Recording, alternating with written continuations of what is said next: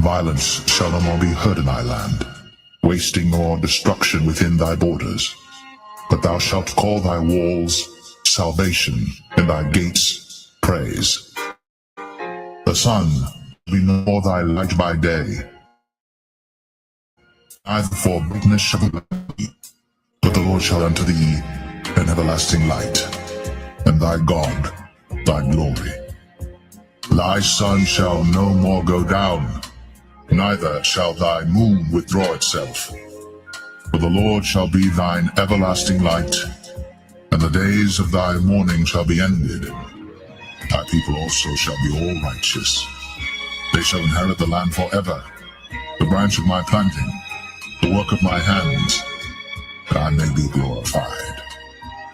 A little one shall become 1,000, and a small one a strong nation. I, the Lord, will hasten it in his time. The ocean spirit dances today to abundance and joy and to eternal peace. Jake about to live, man. Jake about to truly live forever. And how we gonna tap in? Through this wisdom, knowledge, and understanding, which is gonna lead us into eternal life. This wisdom is gonna bring us into the kingdom of heaven, which starts with the elect. In Lord's will, we are those men. This is the book of Wisdom of Solomon, chapter 6, and verse 17. And it reads, "For the very true beginning of her," and her represents wisdom, "for the very true beginning of her is the desire of discipline, and the care of discipline is love. And love is the keeping of her laws, and the giving heed unto her laws is the assurance of incorruption. Therefore the desire of wisdom bringeth to a kingdom." So this wisdom is going to bring us into the kingdom of heaven, because it starts with the Lord's men. "If your delight be then in thrones and scepters, O you kings of the people, honor wisdom, that you may reign forevermore." You see? To the glory of our golden age, may it shine forever. So we're going to reign forever. Lord's willing, we are part of the elect. Let us be glad and rejoice and give honor to him, for the marriage of the Lamb is come, and his wife hath made herself ready. And her was granted that she should be arrayed in fine linen, clean and white, for the fine linen is the righteousness of saints. And he saith unto me, Right, blessed are they which are called unto the marriage supper of the Lamb. And he saith unto me, These are the true sayings of God.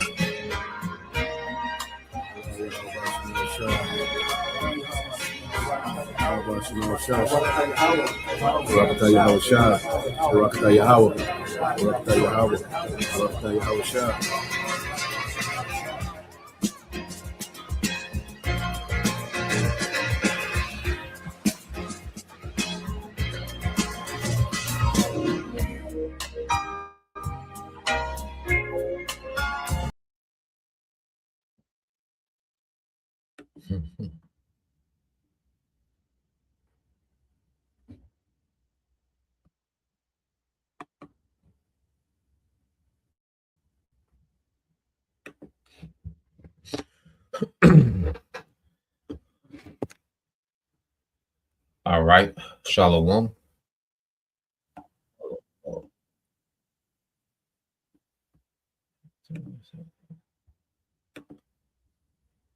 All right, Shalom. First and foremost, I would like to give all praise and glory unto Yahweh, Bahashem, Yahweh Shah, Bahashem, and Kakadash. Double honors unto the apostles and the elders of GMS who rule well, teach well, being great examples towards younger brothers. And peace and blessing and salutation to the hopeful lake pushing this word and truth and in sincerity across the four winds in the name of Yahweh, Bahashem, Yahweh Shah, Bahashem, and Kakadash. Pushing to get up out of here. Shalom to the hopeful elect, the believers, the listeners who have came back to the obedience of the scriptures through faith in Yahweh Bashim Al Shai. All right. And what I want to get into, all right, this morning, another morning news and prophecy. Okay. And going into how what we're seeing, all right, Trump has led the masses to technocracy. Okay. Because it's evident to see, the whole point of this whole Donald Trump character. Okay, this guy was set up, all right, to lead the masses, and it was a major psyop. He was the biggest psyop, okay, that the elites have ever ran, as far as how they hype, the American people up, as is to thinking, that they had, a people's president, as if Trump, was coming, all right, for the working class, okay, as if he was coming to assist and aid the working class and be against, what they call the deep state. That was the narrative, man. But it was the exact opposite, man. All right, Donald Trump, all right, handed over the working class, all right, to the corporations, to the elites, fully. Okay, he fully handed over, all right, the little piece of constitution that you American people had left, where he fully, all right, burnt that to shreds and has given you over fully, all right, to the technocrats, man. Okay, we're in the midst of a transition, man. That's why the Lord has all these things happening, all this prophecy happening at the same time, because all the pieces are in place for prophecy to be fulfilled, man. Okay, this devil, he has to attempt this new world order. Okay, and all the pieces are in place for this devil to do that, man. And that's why it's just been non-stop since day one, all right, of Trump presidency, okay, of shifting towards this new world order. Every move has been a shift towards this new world order. Okay, the tariffs, okay, which was meant to destroy the economy for who? The working class. Okay, small businesses.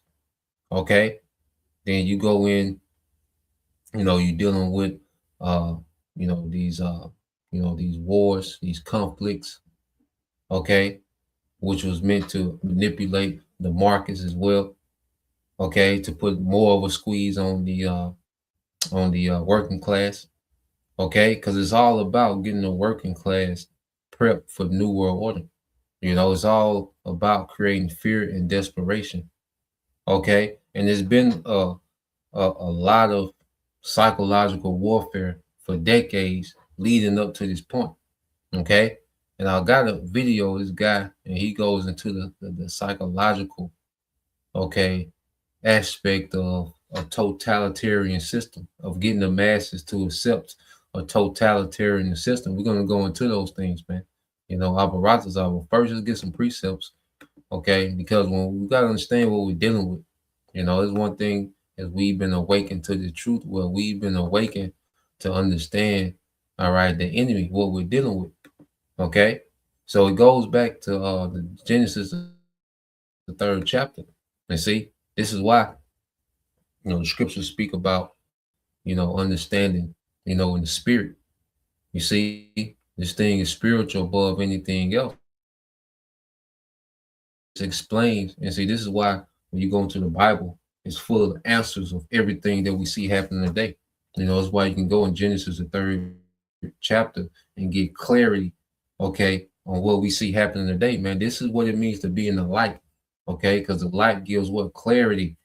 You go into a dark room and you turn on the light, where you get clarity, and then that light gets brighter and brighter, so you can see in more detail, okay, of everything that's happening in the room. Okay. So we have this light, man, we can see everything, all right, with clarity, what's happening in the room. Okay. Genesis 3:1, it said, now the serpent was more subtle than any beast of the field, which the Lord power had made. And he said unto the woman, yeah, hath the Most High said, you shall not eat of the tree of every garden. Okay. And we know, all right, the tree, representing people, the garden, the fruit. The fruit of the tree, okay, represents, all right, the doings, okay, the philosophies, the doctrines, okay. So you had Adam, okay, which was the son of God. Remember, Adam was given that breath, that understanding, that inspiration, that pure influence from the Most High. Okay, the serpent came with an alternate way. Okay, what we're seeing with Esau, and this time he's coming with an alternate way outside of the Most High. Okay, so now he's going to present the fruit to everyone. Okay, he's going to package it, all right, and the fruit digital now. Okay, the fruit is a technocracy now, man. You see? So let's go here. All right. So you go into this root word of serpent, which is nakash, and we always get it. But we're going to tie it all together going into the lesson.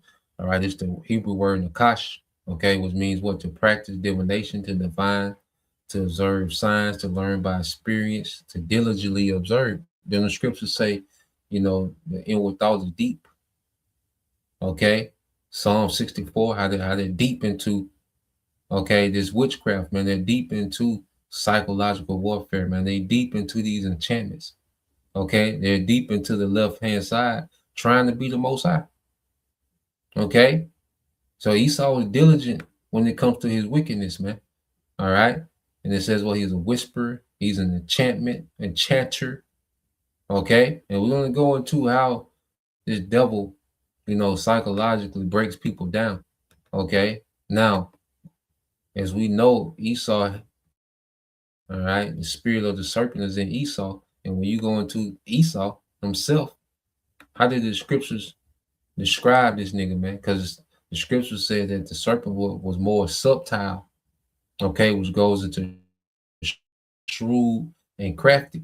But then when you go into when you go into Esau, okay, Genesis 25 and 27 says, and the boys grew, and Esau was a cunning hunter, a man of the field, and Jacob was a plain man dwelling in tents. So you go into this word cunning, okay. All right, you go into the word cunning in the Hebrew, which is yadah.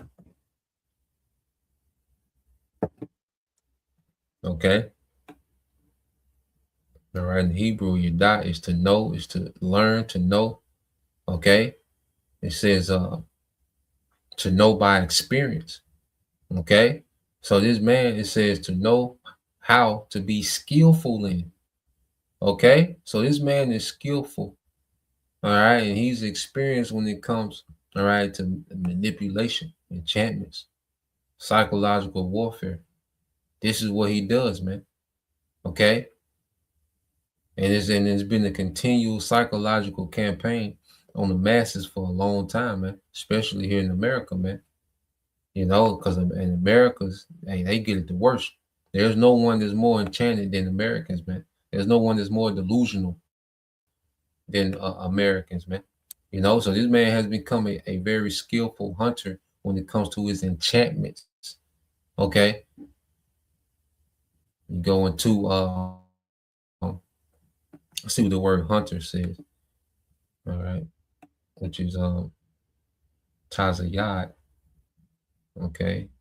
It doesn't give us much. Okay, the chase. Okay, thus it says catcheth food. You see, and he looks at people, all right, the souls of people as prey. He preys on the souls of men. Okay, and we're going to get into that. All right, because you go to here in Revelation 18. Now, when it speaks about the destruction of America, all right, which we know is Babylon the Great.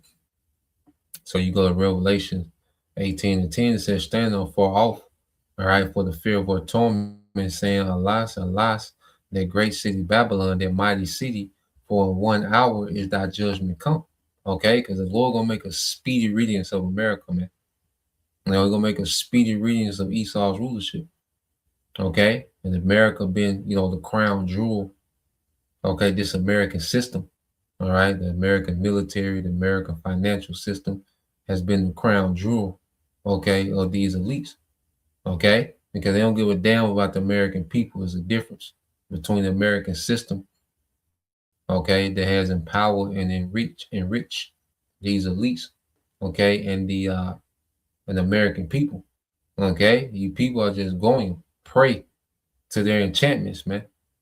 You see, verse 11 says, and the merchants of the earth shall weep and mourn over her, for no man buyeth their merchandise anymore, the merchandise of gold, and right, and of silver and precious stones, and of pearls, fine linen, purple and silk, scarlet and thyme wood, and all manner of vessels of ivory, and all manner of vessels of most precious wood, and of brass, and of iron, and of marble. All right, and these things come to it, they flow to America.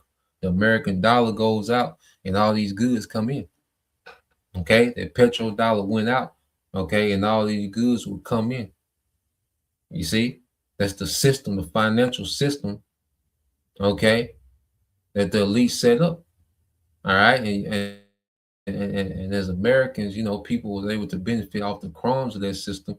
Okay, but as of late, they've been taking the crumbs. They've been reducing the crumbs. Okay, because why? They want to create desperation. Okay, and Trump came in and he immediately began to reduce the crumbs. Okay, from this American financial system, man. You see, verse 13 says, "And cinnamon and odors and ointments and frankincense and wine and oil and fine flour and wheat and beasts and sheep and horses and chariots and slaves and souls of men." And souls of men. These things were found in America, man. Okay? So it says the souls of men. All right? Because this American influence, which is global, has enchanted the souls of men, especially the people that's in America, man. All right? But that enchantment has went, all right, even to the four corners of the earth, man. Okay? And that's why this place, all right, is going to be knocked off the map, man, because it's a major, okay, it's a major source of wicked influence in the earth, man. You see? So you go into the Greek word for souls.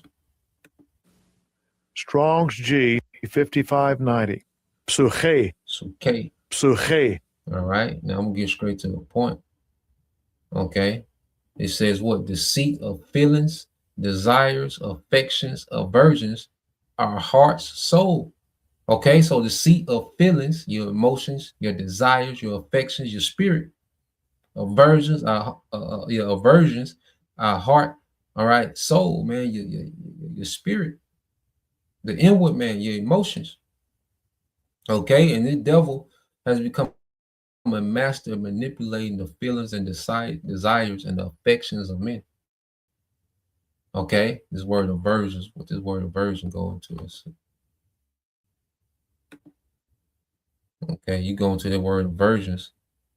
Okay, it says aversion is a strong, persistent feeling of dislike, disgust, or antipathy towards a specific person, thing, or situation, often resulting in avoidance behavior. So this devil, he's able, to control your likes and your dislikes. Okay, he's able to control your comfort, okay, and your discomfort. All right, all through, all right, emotional manipulation, man, psyop. Okay, psychological warfare. Okay, he's able to have you mad at these things. Okay, he's able to make you agree with this, accept this, reject this. Okay, and he just throw these terms out there, make people, he's able to make people be divided. He's able to make one group, okay, be pro this, and the other group be anti this. You see, all this through what, man? His master manipulation. Okay, this is what this devil does. He's a master of manipulation, man. You see, and his biggest manipulation, okay, is going to be this new world order. All right, when he's going to manipulate the masses in a totalitarian, all right, technocracy, man.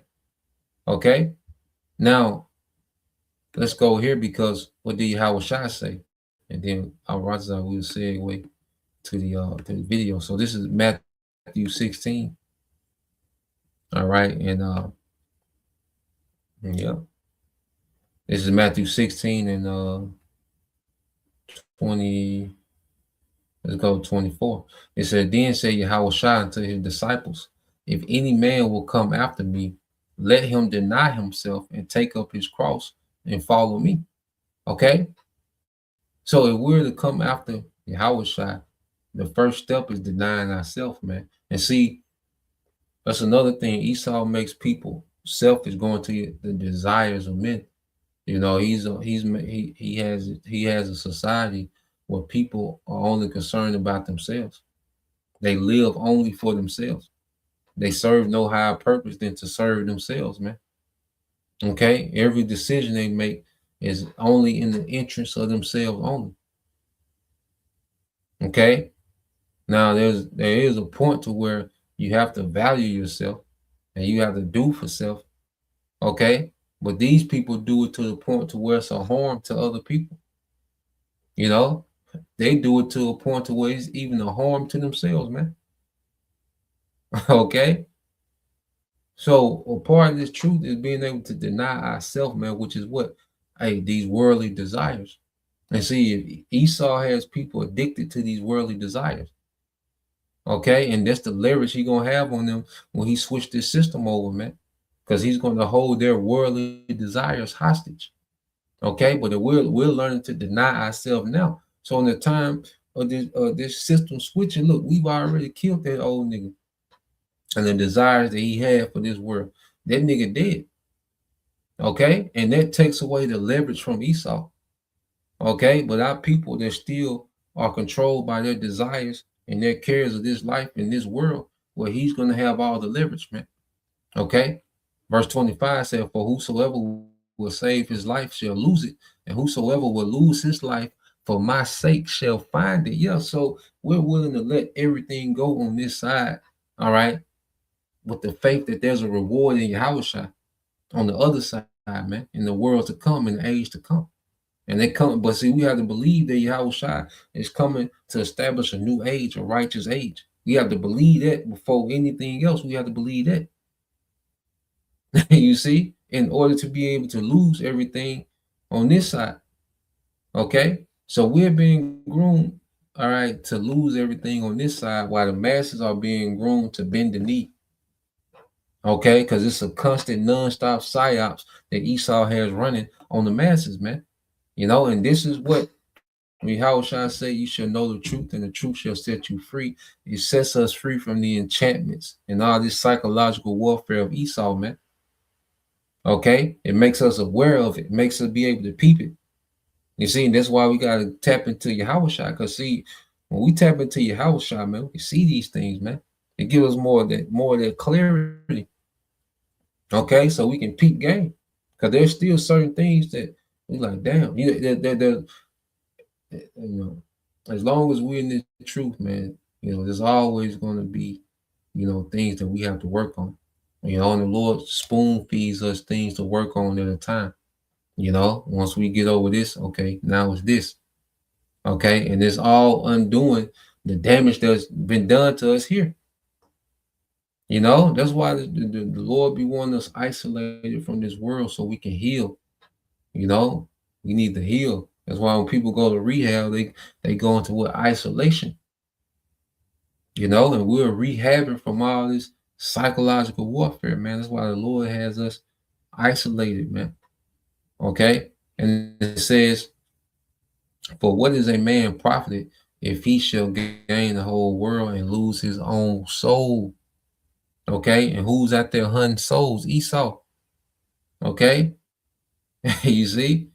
Or what shall a man give in exchange for his soul? Nah, man, we want to maintain, okay, our soul, man, our spirit that goes into being those virgins.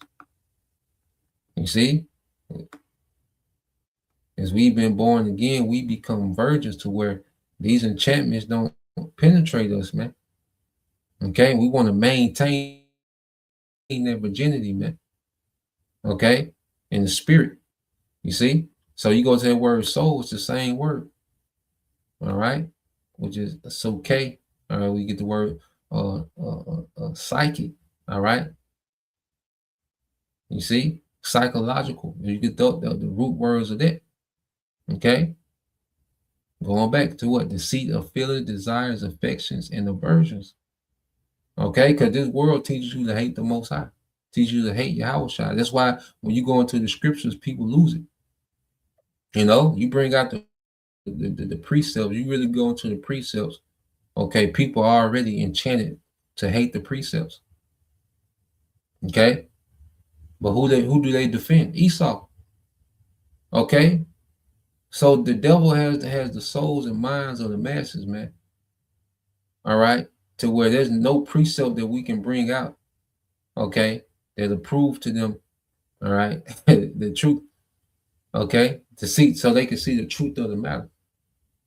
Okay, Esau has people in exact opposition to the scripture, to where people hate everything that the Lord loves. Okay, and people love everything that the Lord hates. And that's the point of this enchantment, man. He wants people to be separated, all right, from a higher power, from a higher purpose, from the fear of a higher power.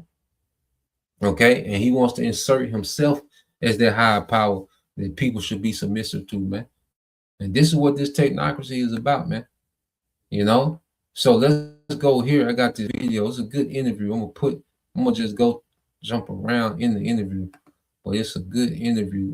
Now the guy, he got a foreign accent, you know, so Lord will, you know, y'all can understand him, you know, but I'll be trying to summarize the best as possible. All right. But this guy here, all right, Mattias, all right, Desmond, you know, he goes into, all right, a totalitarian system and the psychological warfare used on the masses to get them to accept a totalitarian system. Now, let's get that word. Matter of fact, before we get the video, let's get this word totalitarian. All right, because this is what's being established. Okay, through this technocracy, they're establishing a totalitarian, all right, state. Okay, they want a global totalitarian state.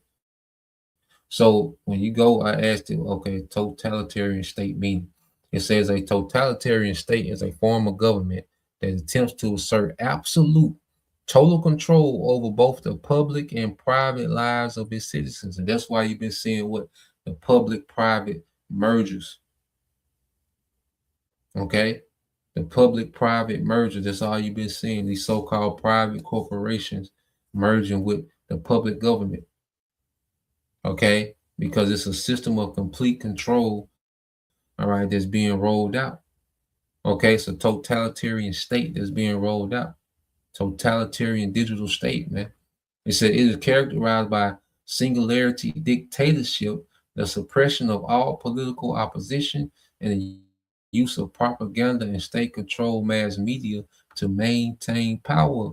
Okay, the state, it says absolute control. The state controls all aspects of life, including the economy, education, arts, and communication. Okay, and it's a light totalitarian state now, because you have to send your children to, all right, these schools, and if they don't go to the public school, or you do homeschool, well, what curriculum is accepted?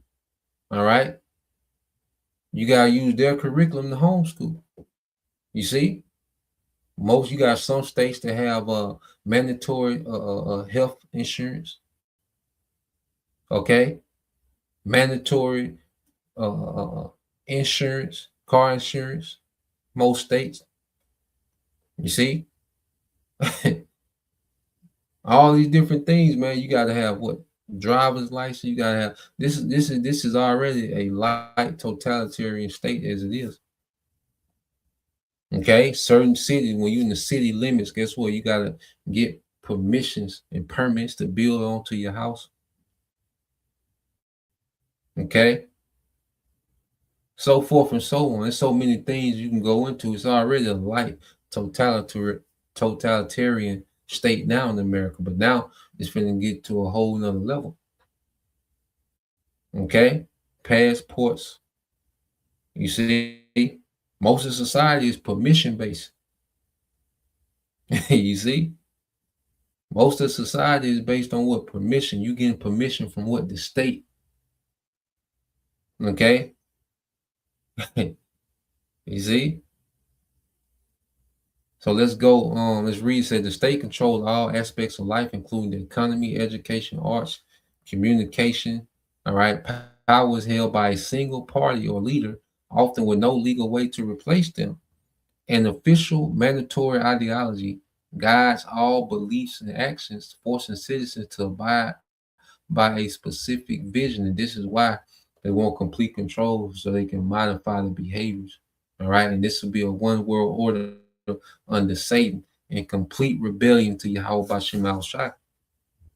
That's going to be the ideology, is that, look, we found the way to exist outside, all right, of the authority of the Most High. We can bless ourselves now. You see, we don't have to abide by, all right, the laws and regulations of a higher power. Okay, we can do our own thing now. You see, going back to that enlightenment, which going back into the era of enlightenment, it was built on challenging the Bible.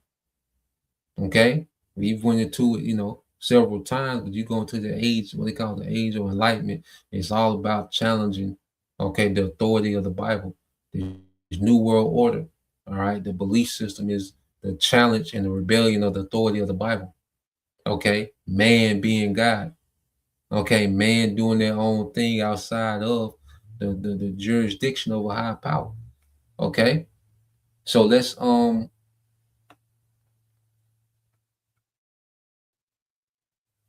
see different. All right, so let's go into this video real quick.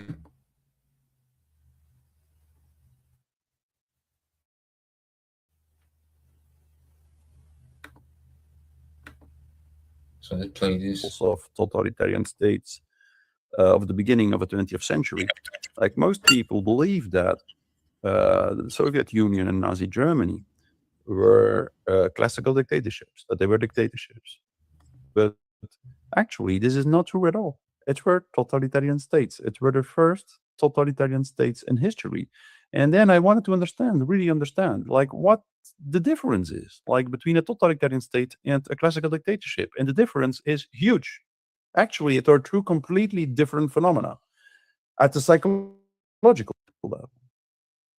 And I think it's extremely important to understand psychologically what the difference is, because now, in the beginning of the 20th century or in the 21st century, we are confronted, I believe, with the emergence of a new totalitarianism, which is not a fascist or a communist totalitarianism, but which is a technocratic totalitarianism, for which Hannah Arendt, probably the most important philosopher about totalitarian states, for which Hannah Arendt already warned us.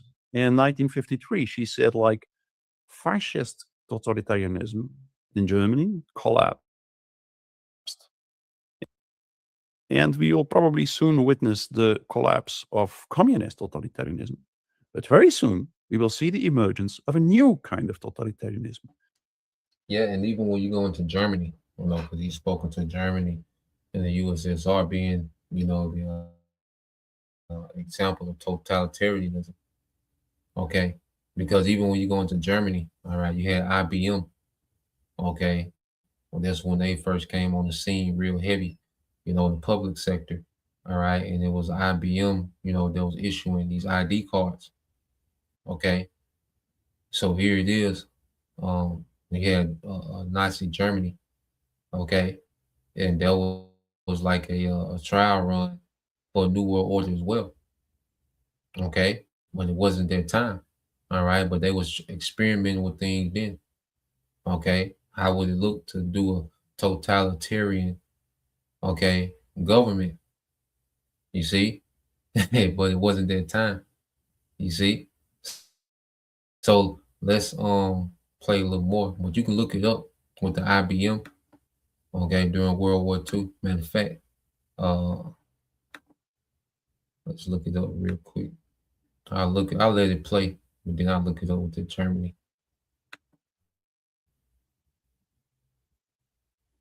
A totalitarianism which is no longer led by ringleaders such as Stalin or Hitler, but by dull bureaucrats and technocrats. And so the emergence of a totalitarian state, in this case, I believe, a globalist, technocratic totalitarian states, the emergence of a Apparently you can go from 0 to a complete site in just a single prompt with Wix Harmony. I don't know if this is going to be possible. Or vibe coding leads to a certain group who doesn't want to participate, who doesn't fall prey to the psychological totalitarian processes, and who tries to do something, who tries to resist the emergent totalitarian state. And history has shown us that usually the resistance chooses the wrong strategy.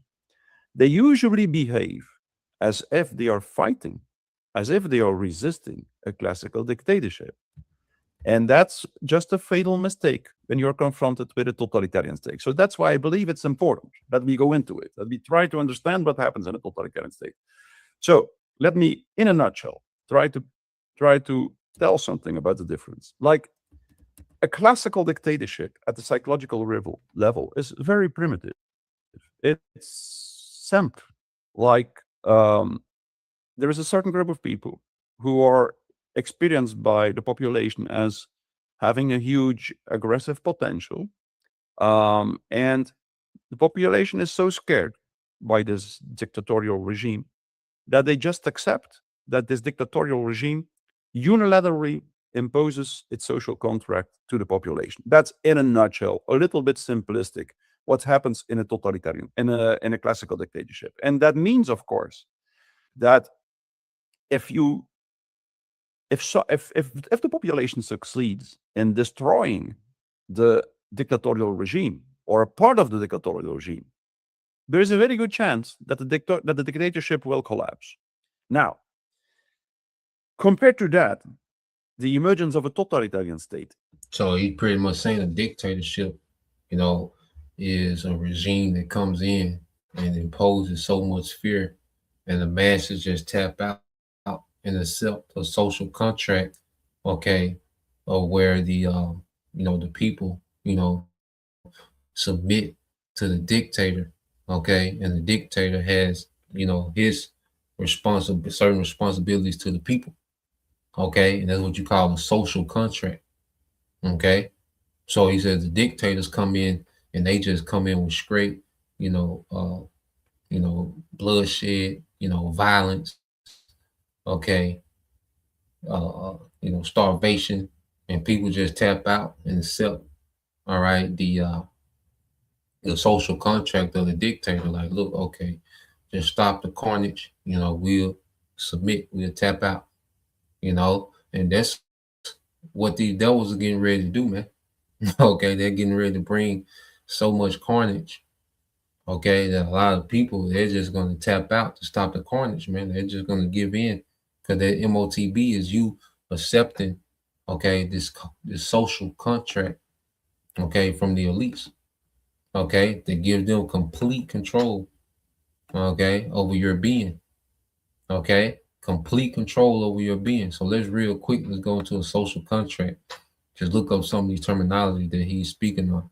It said the social contract, okay, is an implicit agreement or theory that explains a relationship between citizens and their government, where individuals consent to surrender some freedoms and submit to authority in exchange for the protection of their remaining rights and the maintenance of social order.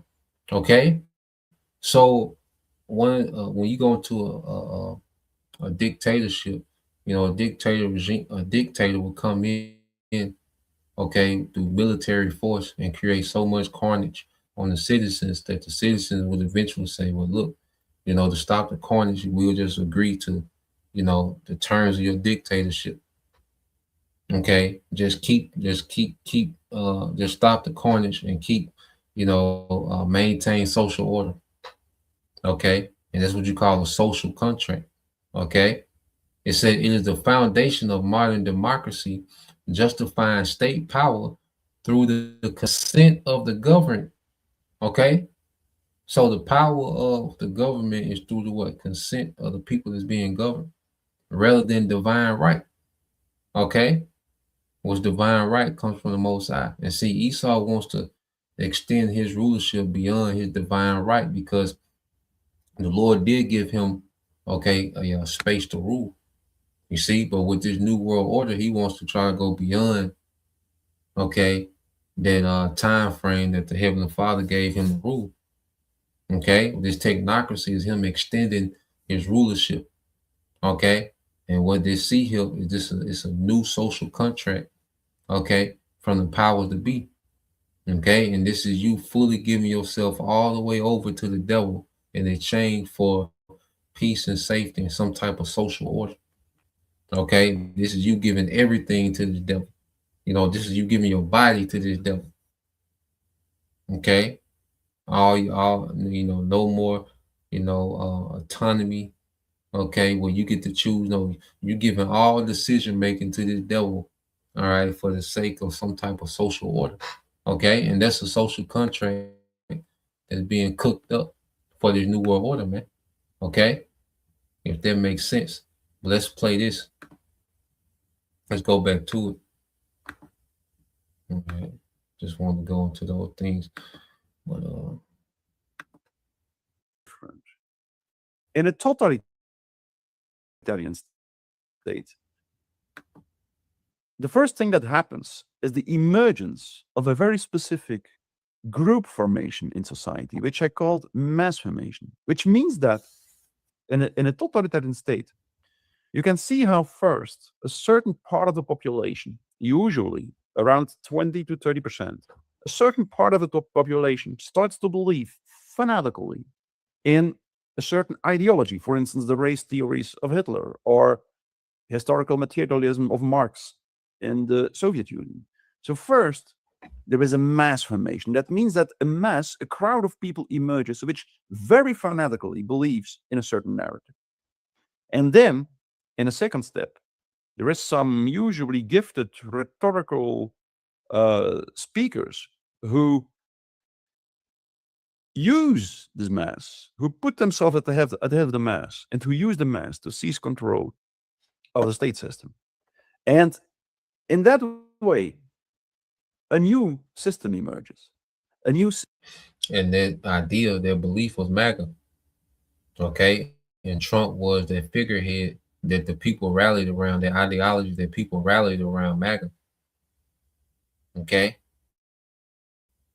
you see, so this is a totalitarian, all right, play that we're seeing happening, man, right before our eyes, man. A totalitarian technocracy, man. Okay, the ideology was MAGA.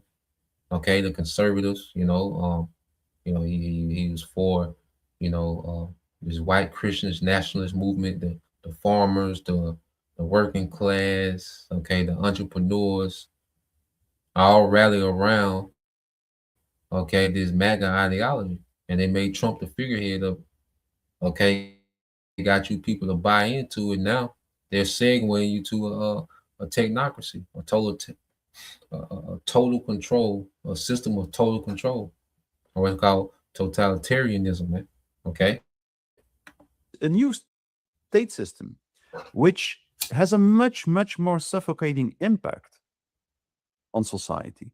Because, as Hannah Arendt put it, it has a huge secret police at its disposal. Namely, this part of the population, 20 to 30%, who so fanatically buys into the state narrative that they are willing to report everyone to the state who doesn't buy into the narrative, who doesn't conform to the narrative. So that emergence of a mass is the most crucial thing to understand, this mass formation. If you want to understand totalitarianism, like mass formation is a kind of group formation which has a very specific impact on the individuals. In a mass, when an individual is in the grip of a mass formation, it will typically be completely incapable of taking a critical distance of what the group believes in. It will typically become willing to radically self-sacrifice. Very strange. It will be willing to lose everything in order to follow the state narrative. It will be willing to sacrifice its health, its wealth, the future of its children, everything, when the state system requires it, when the state ideology requires it. And the third characteristic, the third, in the grip of a mass formation, become radically intolerant for everyone who thinks differently and who speaks differently in particular. So these three things lead to this very strange atmosphere when a totalitarian state emerges. People become completely blind, incapable of seeing the flaws and taking critical distance of what the masses believe in. Secondly, they become radically willing to self-sacrifice. And thirdly, they become radically intolerant for everyone who thinks differently, to the extent. And just to sum up these three steps, going to a totalitarian, all right, state. Okay, so you have, this ideology that people take hold to. Okay, and then you have this mass formation around this ideology. Okay, and then you have people willing to sacrifice, because you have people to say, well, look, I know this is going to hurt me. Okay, when it came to Trump, people like, well, I know certain policy is going to hurt me, but we need a strong leader. Okay, we need this guy in office. I know certain things are going to work against me, certain things are going to hurt me. So they was willing to self-sacrifice, all right, for this ideal. Okay, and even when it came to tariffs, you had people saying, well, look, we got to suffer a little bit before it get better. He know what he doing. Okay, people was willing to self-sacrifice. Okay, so they bought into an ideology, and they bought into it so radically that they were willing to self-sacrifice. Okay, and then you have, all right, the third part, to where now they can't. If you speak against the ideology, well, you're intolerable.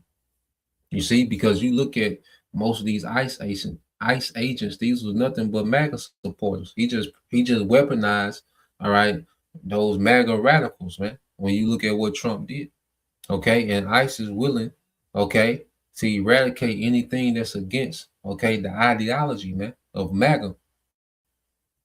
Okay, so the stage is set for a totalitarian state to emerge, which is going to be technical, man.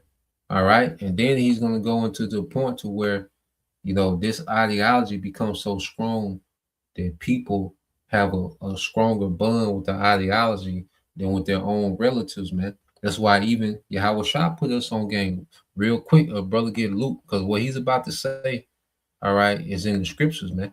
Okay, but brother can real quick, I'm gonna let him go into it. Okay, if a brother can get the book of Luke, chapter 21, okay, and verse yep, get Luke chapter 21, verse 16 and 17. Now, if I can get Luke 21, 16, 17, and 18, and 19. Yeah, so get Luke chapter 21, verses 16 through 19, Baba Shah. And I'm gonna let this play as the brothers get that. Let's play this some more. That mothers will report their children to the state. There is this conversation of me on the internet with Sharef Eshtali, a woman who lived in Iran in 1978 and who was forced to witness how a mother who had reported her son to the state put the noose around the neck of her son was dead. She was very proud to receive a medal for heroinship. So that's what happens in a totalitarian state. Children report their parents to the state. Parents report their children to the state. Everyone reports everyone because of this phenomenon of mass formation. So that's why I believe it's so crucial to understand what really happens there. What happens at the psychological level? Do I have time to walk through that as well, Glenn? Yes, please. Yeah, so he's gonna break it down further. We're gonna watch a little more, and they're gonna skip in as well. Let me go ahead and put this in the chat. Like I say, this whole interview is a good interview. If brothers want to watch and get some more material to respond with. But the whole interview, like I say, it's a good interview. Like I think it's right at 50-something minutes an hour. But let's go here because he's been speaking about mass formation, and then we're gonna let him go more to the psychological, okay, aspect of it. Okay, so let's go here to so I asked, what is mass formation? He kept speaking on it. So when you go into a mass formation, it says a mass formation is generally a non-academic term used to describe a form of collective hypnosis, enchantments, or group psychology where a large portion of a population focuses on a single narrative, man. And that's why they're able to just control people's emotion based on these single narratives, man. Okay. At the time it was okay, Trump gets so-called the first assassination attempt. We're just throwing out an example. The first assassination attempt. So everybody get caught on their narrative. Okay. And then you got Trump wins the presidency. Everybody get caught on their narrative. Okay. Then you got Trump with the kidnapping, of Maduro, Venezuela. Everybody is on that narrative, man. And they're just able to hypnotize people with all these different narratives, you know. And that's why I just another thing after another thing after another thing, man, to put people in this hypnosis based on this one narrative, man. Okay. It says often leading to reduced critical thinking, increased intolerance of dissent. Okay. So this is intentionally being done. That's why just one thing after another that they get people to hyper focus on. Okay. It's the Iran war. Then it's which we pay attention to these things according to prophecy. Okay. But they want people to pay attention to it for the sake of distraction and the hypnosis. Okay. So you had the Iran war. Then you had, all right, now you got the Hunter virus. Okay. Then you got, the norovirus on this boat. You see? And what it does, it reduces people's critical thinking because they hyper focused on these events, and these events are being fabricated and manipulated to them through the media. And they can be certain things are real events, but his media manipulates and begins to control the narrative of these events to where it reduces your critical thinking. It reduces the critical thinking of the masses, man. It says increased intolerance of dissent and willingness to adopt irrational beliefs. Willing to adopt irrational beliefs, and these are all effects of mass formation. Okay. And during these times of crisis, what is he able to do to get people to, all right, agree, okay, with things that they wouldn't agree with in normal times? Okay, you had people speaking on the last cruise ship, the cruise ship that had the Hunter virus people in. All right, the cruise ship that was infected by Hunter virus. Okay, you had people saying, "Well, look, just blow the ship up." You see, just blow the ship up with people on it. Okay, and that's making people what? Inhumane. Okay, you see, it makes people have this inhumane ideology, man. Okay, this self-preservative ideology, man. Because the people taking the sea here, this is going to be them trying to self-preserve. Okay, it says it's sometimes called mass formation psychosis or crowd psychology. Okay, crowd psychology, man. Going into what? Their broad gate. If a brother want to post that, Matthew 7:13. Okay, 7, 13, and 14. Their broad gate. Crowd psychology.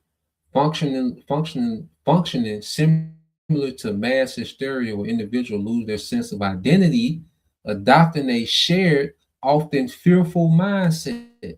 Okay, key aspects. Definition: it is proposed as a type of social cohesion that develops during times of high societal anxiety, allowing individuals to lose their individual identity and merge into a mass. Okay, it is proposed as a type of social cohesion that develops during times of high social anxiety and crisis, allowing individuals to lose their individual identity and merge into a mass, man. Okay, this is major psychological warfare that this devil is waging on the masses, man. Okay, it says stages. So going to the stages of it. According to theories discussed in the context, it often involves 3 stages: loss of individual identity and self-evaluation. And this is why he's pushing so much confusion. That's why there's so much confusion about gender, so much confusion about what a man's supposed to do, what a husband's supposed to be, what a wife's supposed to be, the family structure. a higher power. It's just confusion on everything. Okay, what food's healthy, what food's not healthy, this and this, confusion. You see, to where people lose their sense of purpose, their sense of self. And when people lose their sense of self, he's able to present a suggestion to them. Okay, someone that's lost, they're willing to receive instructions from anybody. If you're lost, you don't know where you're going, and it's to the part of your life is on the line. Okay, if you're in the woods and you're lost, okay, you're starving, okay, help from anybody seems like saving grace. Okay, you see, and this devil, he intentionally has people losing their identity. This whole feminist movement, it was for women to lose their identity. Okay, now he's able to what? To deconstruct the family structure. He can deconstruct the family. He can deconstruct the community. If he can deconstruct the community, he can deconstruct a nation. Okay, and put it back together in his image. What he defines as right, wrong, family. You see. So the submergence, the loss of individual identity and self-evaluation, rapid spread of shared emotions and ideas, development of shared unconscious, okay, of a shared unconscious, okay, that deep sleep the scriptures speak about, making a group responsive to a single narrative, okay, making the group responsive to a single narrative, and it's the narrative that he gives, man. Okay, and that's why eventually he's gonna shut off the internet, man, which is gonna be the family of the word spoken of. The Lord's gonna allow this man to shut off the internet, and people just gonna have this single narrative coming from him. Okay, of what to do in crisis, man. Okay, core factors. It typically arises from widespread loneliness. Okay, this is why he has the gender wars. Okay, there's no family, there's no community, neighbors don't know each other anymore. Okay, everyone's, it's a hyper individual society, okay, which creates loneliness, lack of social bonds, free floating anxiety, and lack of meaning in life, man. Okay, because he took away the meaning of life. You see, there's no one's really on their purpose like that. Everyone is just serving this system. Okay, an industrial system. This is not how life is supposed to play out. Okay, most people feel like their life is meaningless. Okay, men are supposed to be expanding and building and legacy, and networking, joining houses, and setting up their daughters to get married, setting up their sons to inherit what they got, and there's life ain't this, man. Going to no goddamn plant every day. Okay. You see, making people you never see, okay, super rich while you struggling to get by. Okay, so you have an increase of people feeling meaningless, and he's able to what? Swoop in with these ideas of something better, even if that something better is really worse. Okay, but see this, but he puts you in this lower state to have you open up to new ideas. Okay, result, it said it can lead to the rise of totalitarianism, where a population is willing to sacrifice themselves and turn against those who do not share their belief. You see? It said the term gained popularity during the C-19 pandemic, particularly regarding public and behavior messaging, man. Okay? So that mass formation is heavy. That's a heavy definition. This is exactly what we see playing out, man. Okay? So let's play this. He's gonna let's get a couple precepts and then we'll play some more of that. Let's get this up here.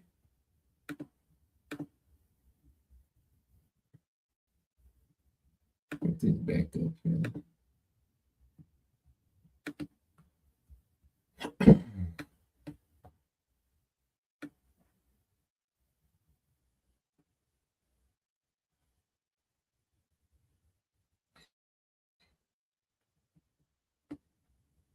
So, yeah, so this the book of Luke 21:16. It's the brother servants of Yahweh. It says, and ye shall be betrayed by both parents and brethren and kinfolks and friends, and some of you shall they cause to be put to death. Okay, because why? They're going to believe in the collective cause, okay, of the masses, man, which is this new world order, which is technocracy. Okay, our people are getting ready to choose Satan, man. The masses are getting ready to choose Satan. Okay, they're finna sign this social contract with Satan. Say, look, I give you complete authority over. Just give us some type of order, some type of social order. You can have complete authority, and I give up, and I help you get rid of those that don't believe, those that ain't with it. Okay, this is what's getting ready, getting ready to happen, man. Okay, that's why if they're not, because they're not being governed by the fear of the Lord, they're operating under the fear of Esau. Okay, so just as he said, you know, with this mass formation, what you call group hypnosis, these people are enchanted, man. Okay, you have to understand, our parents, our cousins, aunties, uncles, whatever, they're enchanted. Okay, some friend, you see, these people are enchanted, man. Okay, they're gonna flip, so betrayal going to increase. Okay, because they're gonna choose the system, okay, over relationship. All right, just why and that's why now, hey, choose your house shot over them now. You know, I deal with people when I can, but hey, I'm choosing your house shot every time. It's a no brainer. You know, because they finna choose Satan over us. Hey, choose your house shot over them. You know, it says, and ye shall be hated of all. Okay, and you shall be hated of all men for my name's sake. Yeah, man, because what we stand for is against the group think. You know, it's going to look like we're in the way of their new world order. Okay, like we're in the way of their prosperity. Their promise of prosperity from Esau. It's going to seem like we're in the way of that. We're holding it up.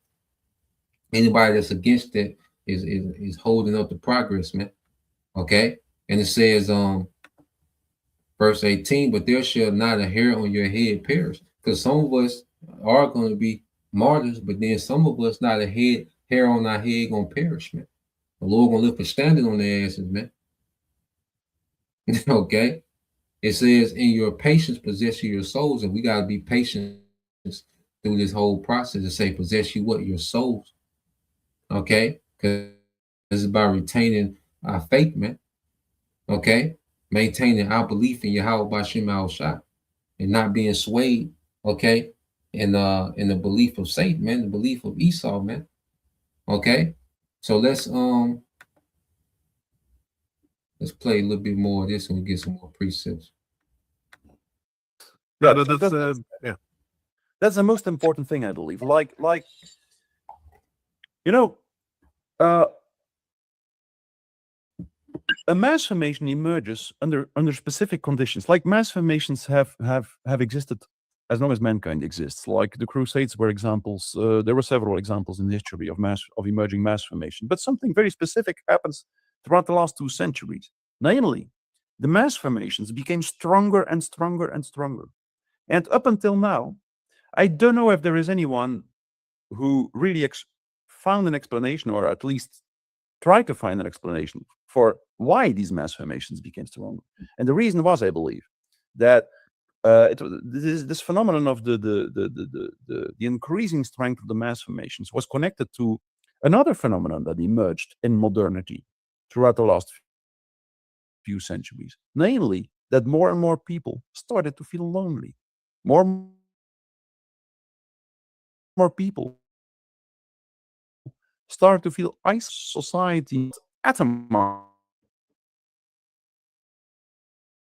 or as society got atomized, as Hegel said. It fell apart and isolated individuals. And like just before the corona crisis, 2017, up to somewhere in between 40 and 17% of the people reported to feel completely isolated and lonely. It was a result of a Gallup World poll. And then, as soon as you start to understand how that's the basis of increasing strength of the nations, you can very easily understand the entire mechanism. Hello. This journey. Like once people feel lonely, once people feel disconnected in a lonely state, they will typically start to suffer from lack of meaning making in life. We could go into this, we better don't do it. We don't have enough time to explain it in detail. But loneliness typically leads to a feeling that life has no purpose or meaning. And also that we could see very easily, like at the level of the jobs people do. Up to 60% of the people consider their own job to be a so-called bullshit job. That means that they believe that the work they do actually has no meaning or purpose at all, which is typically, of course, for bureaucratic systems. And once people are in this state, lonely, disconnected, struggling with profound lack of meaning making, profound lack of purpose in life, something very specific will happen at the emotional level. They will typically be confronted with a very, very specific kind of frustration, aggression, and anxiety. A kind of frustration, aggression, and anxiety, which I coined a term for free floating frustration, aggression, and anxiety. That means a kind of frustration, aggression, and anxiety, which people cannot connect to a mental representation or in plain words. People feel lonely. People feel like frustrated, aggressive, and anxious without knowing what they feel frustrated, aggressive, and anxious for. And that's a very painful state. It's a very aversive state for a human being because we feel completely out of control. It's the most painful state a human being can be in. Feeling anxious, for instance, without knowing what you feel anxious for. Feeling anxious without being able to protect, to resist that what you feel anxious for. Now, when many people are in this state in a society, something very specific might happen. When someone under these conditions, intentionally or not, distributes, disseminates a narrative through the mass media indicating an object of anxiety, for instance, the coronavirus, and a strategy to deal with that object of anxiety, for instance, the lockdowns, there is a very good chance that many people at the same time will buy into the narrative, that they will associate all their anxiety to this object of anxiety in the narrative, and that they will be willing to participate in the strategy to deal with that object of anxiety, no matter how absurd that narrative is. That's a strange thing. When people feel anxious enough and are not capable of associating their anxiety to a certain object, they will be willing to associate it to no matter what, even when they know somewhere in the back of their head that this object of anxiety is actually not very dangerous. That's what happens at the individual level all the time when people develop phobias or compulsive symptoms. They know somewhere that this snake doesn't live in the country they live in, or that these spiders are not so dangerous. But they will want to believe that it is dangerous because in that way, they can control their anxiety a little bit just by avoiding the spider. Yes? So that's what happens in a mass formation. But in that case, it doesn't happen at the individual level. It happens at the collective level, meaning that many people at the same time all buy into the same narrative, all associate their anxiety with the same object. And in the first place, this leads to an experience of being more in control than before, being more able to control your anxiety. And in the second place, more important, because so many people at the same time buy into the narrative, they feel connected again. It is as this they escape their loneliness because they fight this heroic collective battle, this collective war with the object of anxiety, the virus, the Jews, the aristocracy, or the bureaucracy, or the bourgeoisie in Soviet Union. So that's the first step of the mass formation. Yeah, man. And all these, these points that he's speaking about, like I said, they all go into what the scriptures, man. Because even the scriptures say what? Follow not the multitude to do evil. If a brother can post that. Well, let's get this here. Geomet Spiritual Art 144. Because like he was explaining, when people life feel meaningless, they have this anxiety that they can't identify. So what Esau does gives them an anxiety that they can identify with. Okay. And since the anxiety that you can't identify with, you don't have a solution for it, from having this meaningless life, okay, from being lonely, okay, you see, from being confused, you can't solve it. So when he presents anxiety that you can see, and he gives you a solution how to solve the anxiety, okay, which is what, go get the juice, going back to the C19. So he gives you a solution to solve the anxiety. Well, people are more open to accept that because it feels like they're solving something within themselves, man. The devil is crafty. Okay, scripture say, well, he's more subtle than any beast of the field, man. Okay, that's why we got to cleave to our power, man, that protects us from these enchantments, man. Okay, so this is Matthew 7:13. It says, enter ye in at the straight gate, for wide is the gate, and broad is the way that leadeth to destruction, and many there be which go in thereat, man. And this is that mass formation. Okay, now you go into the mass formation where Yahweh Shai is explaining mass formation. Many there be that go into this broad way. Okay, because that's what Esau is going to present to the masses, the broad way, the path back to social order, the path back to prosperity, the path to transcend beyond what you used to have. This is an upgrade. You see? That's what Esau is going to present is the broad gate. But see, Yahweh Shai say, look, go through the straight gate, because we got to go through the straight gate to get to the wide. And see, we finna get immortality. We finna get rewarded with the earth. But we got to go through the straight gate to get there, which is the way of Yahweh Bashim Shai. Being faithful to our power, even when, okay, it's detrimental to our life, man. You see? Even when it causes us to be uncomfortable. You see? That's why the Lord has us getting uncomfortable for him now. See, going to the camp every week, putting on the garments and going down to the camp every week, that's us getting uncomfortable every week for Yahweh Shai. Okay? When we break off, when we have to spend when we spend our daily time with Yahweh Shai, guess what? That might cause a little tension in the house. But that's us getting uncomfortable for Yahweh Shai. Because we finna have to get uncomfortable for Yahweh Shai on a whole nother level. So the Lord has us daily going through this repetition of getting uncomfortable for him every day. Okay? And it says, this is Matthew 7:14. It says, because straight is the gate and narrow is the way which leadeth unto life, and few there be that find it, man. Okay? And that's only a remnant select that's being groomed up to go through the straight gate, that was predestined to go through the straight gate, man.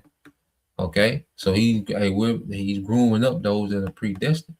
All right, this is the brother. All right, Exodus 23:2. It says, "Thou shalt not follow a multitude to do evil, neither shalt thou speak in the cause to decline after many to rest judgment." Man, so we're told not to follow a multitude to do evil. See, in this world, the masses, when the masses agree on something, people accept it. Okay, this devil, he's able to he's able to make it seem like the masses agree with it, and then eventually the masses do agree with it because people are drawn to agreeing with the crowd. The people operating off their low nature with no morals, no standard, to where they just agree with the crowd, man. But now, man, we're being groomed to go to the straight gate, man, down the crowd. Okay, this is Sirach 8:15 is a brother serving for Yahweh Shai said, travel not with a bold fellow. And Esau is their bold fellow because this new world order, this is the devil, okay, rebelling and trying to undermine the Most High, rebelling against the Most High and trying to undermine the Most High, man. Okay, he's bold for trying to pull this off, man. It said, at least he become grievous unto thee, for he will do according to his own will, and thou shalt perish, all right, with him, all right, through his folly. A lot of people finna perish with Esau through his folly, man. Okay, by traveling this way. Now I want to go here and fast forward it. Like I said, the whole interview, a good interview. But I want to fast forward it here, dealing with certain ideology of these devils as well. All right, so let's play this. Almost insignificant part of the elite that at at the level of our globalist society.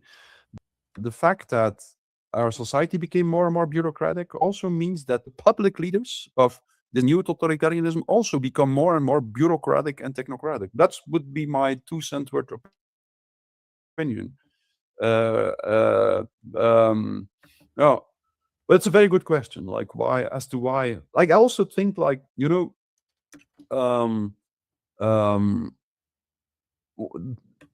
the dominant worldview, starting from the 17th century onwards, became more and more materialist and rationalist in nature. So we started to believe more and more that the human being is like a biological machine, which is one of the big problems. Of course, it's not a biological machine, if you ask me. But anyway, we started to believe that. We started to consider the human being as a machine, and this machine metaphor got more and more grip on society, and until we arrive now at ideologies such as the one of Yuval Noah Harari, the one which Yuval Noah Harari articulated in his mega bestseller Homo Deus, where he just says, like, of course, well, we are a machine, we have no soul, even no real consciousness. If you open up the skull of a human being, you will only find biological electrical wires there, and so we can optimize this biological machinery of the human being just by merging the human being with all kinds of technological devices such as sensors and chips, brain chips, and artificial joints, and so on and so on. So this uh, machine, this mechanistic view on man became stronger and stronger and stronger, which probably also explains why the ideologies that have a very big impact on the human being also became more and more and more mechanistic. Like the communist ideology was materialist in nature. So you see this ideology that okay, bodies are just machines, you know, and that's his whole thing with the transhumanism, and so Esau's pushing this ideology. Well, that the body is a machine, well, we can upgrade the body. Okay, we can add our technology to the body and upgrade. The body is just a machine, so that's another ideology, okay, that these devils operate off of. Okay, they're not, they don't see the body, the divine creation. They see the body is just a machine. The way that they create machine, the way they can create a machine where that's all the body is a machine to them. Okay, this man's out his goddamn mind. You see? So this is why the Lord is finna intervene, man, and judge this nigga, man. Okay. Let's get this. Let's get a couple more precepts. But like I said, it's a good interview if y'all had time to watch it. But let's also get Revelation 2 and 10, Bible shot. Your brother can get that. But let's go here. This is Isaiah 31. It says, woe to the rebellious children, said the Lord, that take counsel, but not of me, and that cover with a covering, but not of my spirit, that they may add sin to sin. Yeah, so our people, majority of our people, that's why scripture say rebellious children, woke, which is destruction. All right, because 2/3 are they rebellious children, man. You see, and they're not under the covering, okay, of the spirit of Yahweh Shem Shai. Okay, and they're operating under the enchantments of Satan, which makes them add sin to sin. Okay, which has them being prepped to take this seal, man, which is the ultimate betrayal. Okay, that's the ultimate betrayal of an Israelite, is to take the mark, okay, of your enemy, man. All right, it says that you're in complete agreement, okay, with Esau and Satan, man. Okay, and you're completely against Yahweh by Shemal Shai. Okay, and the Lord is going to judge accordingly. Okay, Isaiah 30:2 said, they walk to go down into Egypt and have not asked at my mouth to strengthen themselves in the strength of Pharaoh and to trust, okay, and to trust in the shadow of Egypt, okay, and to trust in the shadow of Egypt. You see, the covering of Egypt, the protection of Egypt. You see, you taking this seat here, that's saying that you trust in the protection of Esau. Okay, you trust in the protection of this system. Okay, and a lot of people, they're finna make that move, man. A lot of our people finna make that move, man. Okay, and betrayal is coming. You see, a lot of people finna flip. Even people that know that they're Israelites, man, they're finna flip. Okay, people that really not rooted in this thing, not serious, haven't been sincere this whole time, they finna flip, man. Okay, so a lot of betrayal finna get ready to happen, man. A lot of people finna trust in this system, man. Okay, and it's gonna take a major faith, man. You know, and Lord will we endure, and Lord will, you know, we have that faith and that courage to execute in the clutch, man. Okay, verse 30, it's like in verse 3, Isaiah 30:3.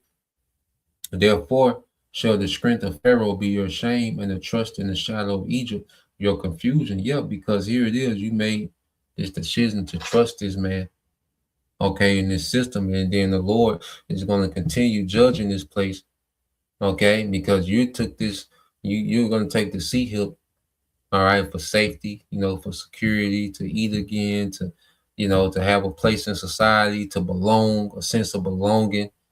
Okay, and the Lord is just going to continue to jack this place up, man. Okay, and you're going to be confused, man. All right, because your decision is not going to pan out. Okay, your decision ain't going to pan out, man. It's going to work against you, man. Okay, this is Revelation 2:10. This is brother Yashima tribe of Judah says, "Fear none of those things which thou shalt suffer." Okay, because we're gonna have the straight gate. It's gonna be uncomfortable. Okay, but fear, all right, none of the threats of this devil. Okay, hey, whatever he gonna do, the Lord gonna give us a spirit to endure whatever he gonna do, man. Okay, behold, the devil shall cast some of you into prison, that ye may be tried. All right, and that ye shall have tribulation 10 days. So this is part of what's being tried to be found worthy, man. You know, so hey, we take the temporary uncomfort, all right, for the eternal reward. Okay, and 10 days is a complete number of days. You know, I don't know exactly how long. And each it's gonna be different case by case for the elect, man. Okay, it says, "And be thou faithful, okay, unto death, and I will give thee the crown of life," man. So we know we have our instructions from the king. Look, die rather than comply, man. You see, die rather than comply. See, this is where we at. These are things we gotta talk about, man. You gotta die rather than comply. This is real. This is going into counting the cost. Okay, the mindset to be willing to die rather than comply to this, man. You see, Revelation 3:11 is the brother GMS spiritual arc. Behold, I come quickly, how shot. And things are moving fast, man. And these events are just going to speed up. Okay, these events, these crises, these things are going to speed up, and these things are going to hit, man. You know, these things are going to hit and jump into a whole nother phase of prophecy, man. Okay, all right, prophecy is going to throw us into a whole nother reality, man. All right, in the coming days, it said, "Behold, I come quickly, hold fast which thou hast, that no man take thy crown." Okay, so our crowns is at stake, man. You see, we want that crown of life, man. You see, which is being a joint heir with Yahweh Shah forever, man. So a temporary comfort, man, okay, don't compare to being rewarded eternally with Yahweh Shah, man. Okay, so that's the point. You know, we'll leave it there. You know, Lord will, you brothers. All right, and if you sisters edified once again, we're gonna give all praise and glory unto Yahweh, Bahashem, Yahweh Shah, Bahashem, and Kakadash, and double honors unto the apostles and the elders of GMS who rule well, teach well, being great examples to his younger brothers, and peace and blessings, salutations to the whole elect Shalom.